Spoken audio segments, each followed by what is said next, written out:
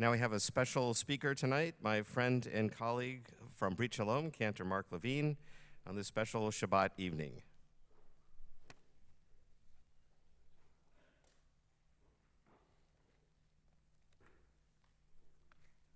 Shabbat Shalom. A very special thank you to Congregation Beth Yeshurun for annually hosting Keshet for our Pride Shabbat services and our dinner. For years now, Beth Yeshurun has been opening its doors, kicking off Pride Weekend with a Jewish celebration of inclusion. A personal thanks to my friends, Rabbi Strauss, Rabbi Morgan, Rabbi Fort, Cantor Goldman, Neil Tybell, Cantor to be very soon, for providing me the opportunity to speak in this truly holy place. I also want to say hello to Chazan David Krohn, who's in the back. Appreciate your being here. In this week's Torah portion taken from the book of Bamidbar, of Numbers, we read of a rebellion against the status quo. Korach, Datan, and Aviram rebel against the authority of Moses and Aaron, a rebellion that is quickly crushed as the Torah informs us that the ground opens up and swallows all of the rebels. Shortly thereafter, however, we also learn that Uvenei Korach lo metu, that the sons of Korach do not die. Now, there are rabbinic texts that suggest that at the last minute, the sons repented and therefore were ultimately saved. But there are other rabbinic texts, more midrashic, that interpret that what survived was in reality Korach's spirit of rebellion and protest. And it's this second perspective that enables us to declare that there are significant moments demanding that we raise our voice in protest, demanding that we shout from the rooftops, demanding a directional change and insistence on movement forward. Growing up gay in my generation was incredibly difficult. Watching television, reading newspapers, religious teachings, high school culture, and even snide comments at home often made it clear that a significant part of who we were was bad and something to be hidden. The possibility, the hope of experiencing love was a taboo, something to which we perceived really early in life, to which we should never aspire. For some, common teen activities, such as popular music with its repeated theme of love, served rather as a source of despair. Campfires and the accompanying songs, a source of warm memories for so many people, at the same time often resulted in depression for LGBT youth, for they highlighted in this most romantic of settings the fact that we needed to remain hidden. Nor did there exist a safe haven to which one could retreat. The abused Jew, the abused African American, the abused Latino, all go home to the safety of a family of like individuals, a world of commonality, a world of support in the face of the adversity of diversity. Not so the gay youngster. He or she often remained in many ways truly alone, alone in society, alone among friends, even alone amongst family. In subsequent years, many in my generation lived every day at work with the fear that this would be the last day if they ever found out. Living in this way can be described as a black hole into which of all life's experiences are drawn, each moment darkened by the lens of one's hidden love and one's hidden sexuality. Life today is different for the LGBT community. It's easy to address, it's easy to announce one's sexuality. Or so goes the frequently false narrative. While there are clearly many ways in which the concerns of the past have eased, and life on the surface has seemed relatively comfortable, the supporting evidence is not nearly as clear as we'd like it to be. A recent survey conducted by the Trevor Project in the year 2022, so we're talking about last year, indicated that 41% of LGBT youth seriously considered suicide in the previous year. Let me say that again.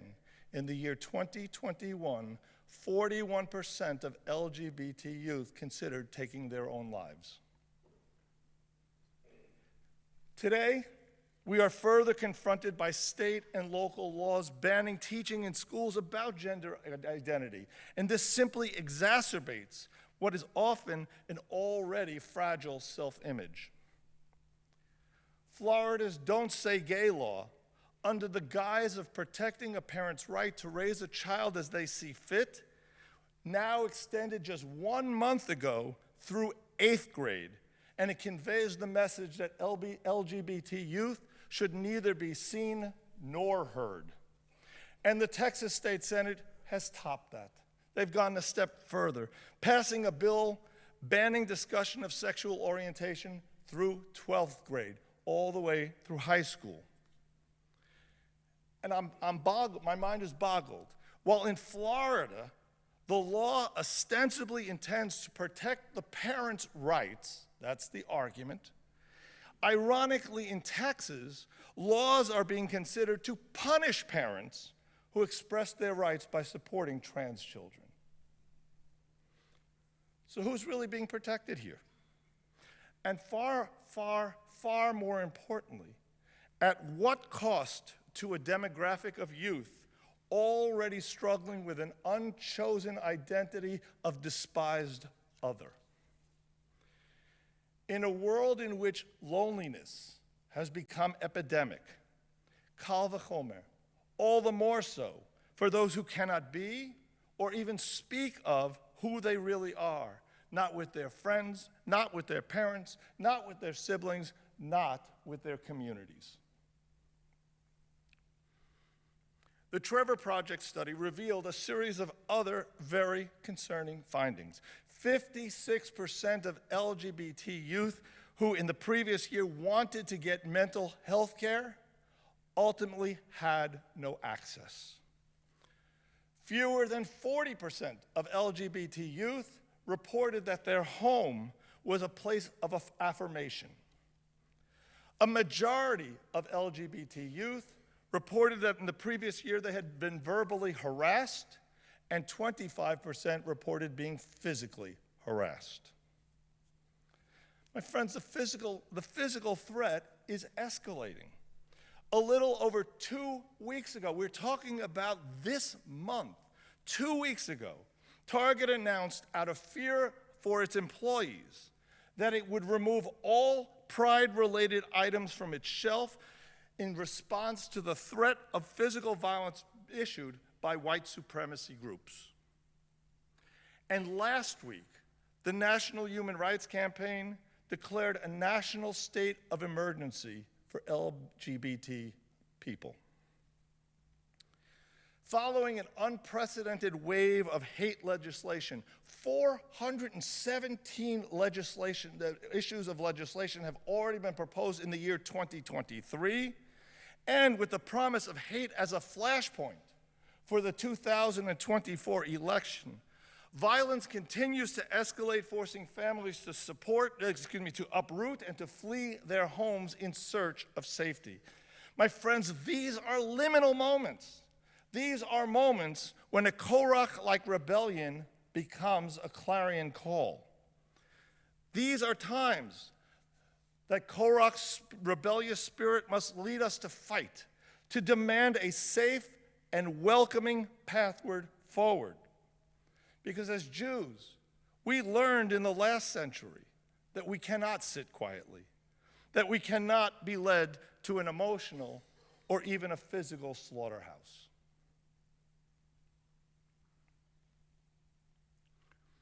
At a Jewish wedding, I apologize, I've been coughing for 2 weeks and my voice is quite interesting.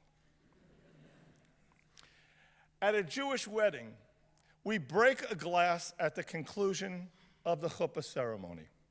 There are numerous reasons that are provided by tradition for this easily recognized Jewish tradition.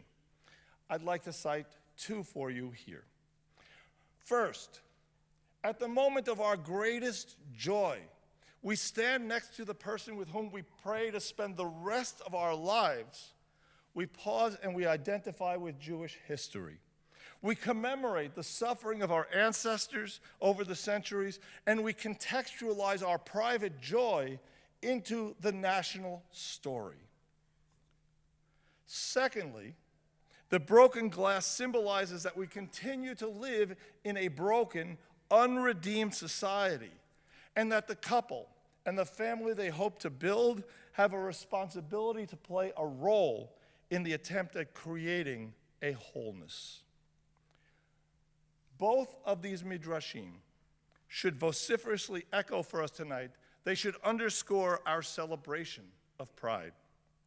We are indeed here tonight to celebrate, to be proud of our identities and how far the efforts of the last 60-plus years have taken us.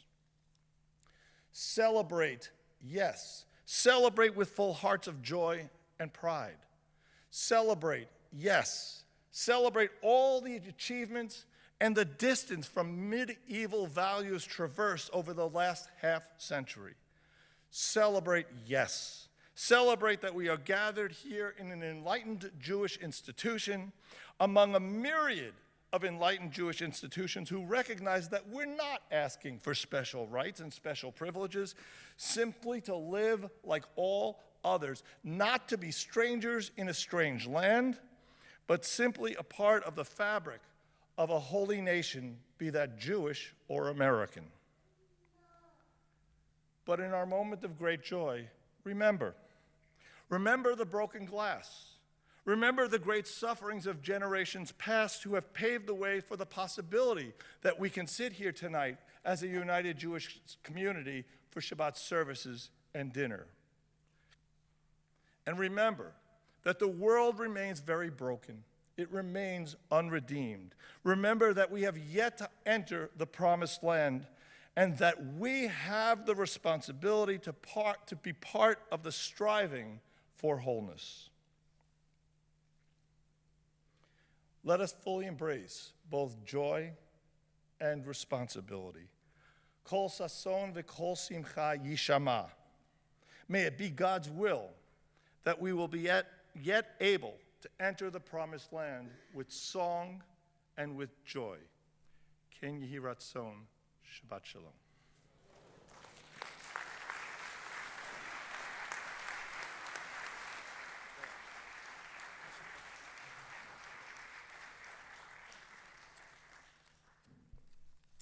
Thank you, Cantor Levine, for very impassioned remarks. I think one of the most precious gifts that God has given humanity is the ability to love our neighbors, which is considered one of the greatest commandments in the Bible, to love your neighbor as yourself, to love a special partner. And I think particularly in this time of such division in the country, that's something we should try to impress upon our neighbors and ourselves, the need to love each other and to care about each other, regardless of who we are, where we come from, what we believe, but really to love each other and to give each other the space to be a full human being.